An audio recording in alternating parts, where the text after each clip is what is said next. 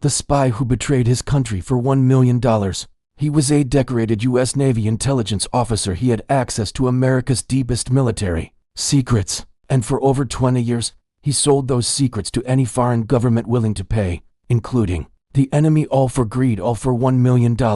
Hello, my friends. Welcome to Secret Agents Exposed. Today, we dive into a story so wild, so shocking, so interesting you won't believe it is true. Let's start. This is the story of John Anthony Walker, the spy who sold out his country for money and nearly brought down the entire U.S. Navy. The perfect insider. Born in 1937, John Walker joined the U.S. Navy at 17. He quickly climbed the ranks, not because of brilliance, but because he was loyal, disciplined, and invisible by the 196OS. He was stationed on U.S. submarines and worked as a communications specialist. With top secret clearance, he handled encryption codes, battle plans, and classified communications. He wasn't just in the room, he was the gatekeeper, and in 1967, he walked through that gate and into Betrayal. The first sale IT started with a debt. Walker had gambling problems, a failing marriage, and financial stress. So one day in 1967, he walked into the Soviet embassy in Washington, D.C. with a packet of classified Navy communications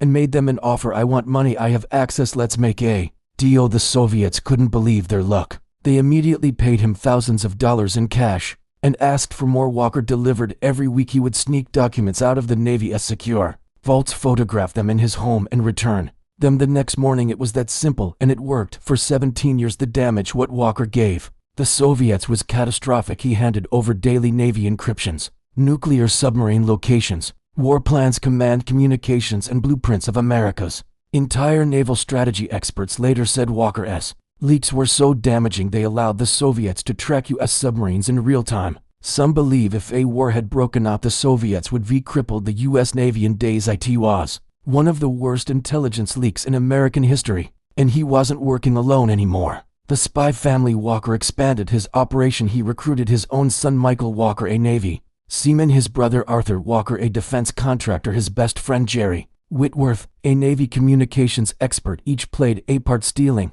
and passing secrets through what became known as the Walker spy ring. John handled the drop OFFs, usually placing documents in dead drops in parks, under bridges, or taped inside phone booths. He trained his team in spycraft techniques taken straight from CIA manuals, all while living a seemingly normal life. For 17 years he evaded detection, but one person knew the truth and eventually broke the silence: the confession. In 1984, Walker's ex-wife Barbara finally had enough. She had known about his Soviet ties for years, but stayed silent out of fear and love for her son Michael. But after years of threats, drinking, and guilt, she contacted the FBI. She said, "My ex-husband is a Soviet spy and he's involved our son." The FBI didn't take her seriously at first, but she had details, code names, drop sites, and past locations. Agents began a quiet investigation. They surveilled Walker, tapped his phone, and followed him to a dead drop in Maryland. They had him on May 20, 1985. John Walker was arrested with classified documents and his CAR on his way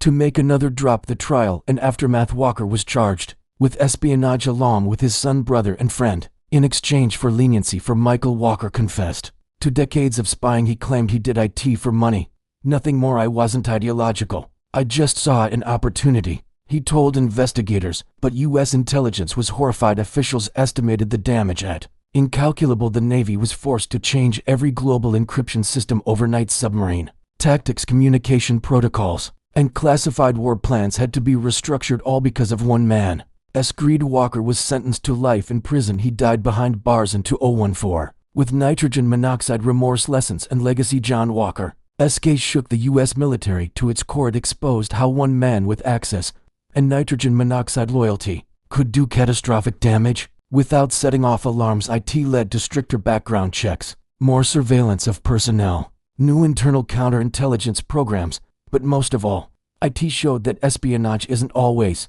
about politics. Sometimes it's just about greed. Walker wasn't a Soviet sympathizer. He wasn't a double agent. He was a man with a clearance, a camera, and a price for $1 million. John Walker sold the safety of an entire nation. He betrayed his colleagues, his oath, his family, and even his own son. And he reminded the world that the deadliest spies don't always carry guns. Sometimes they carry photocopiers and a desperate need for money. If you found this story shocking, hit subscribe, share it, and stay with US for more real spy stories that history tried to bury, and keep your eyes open.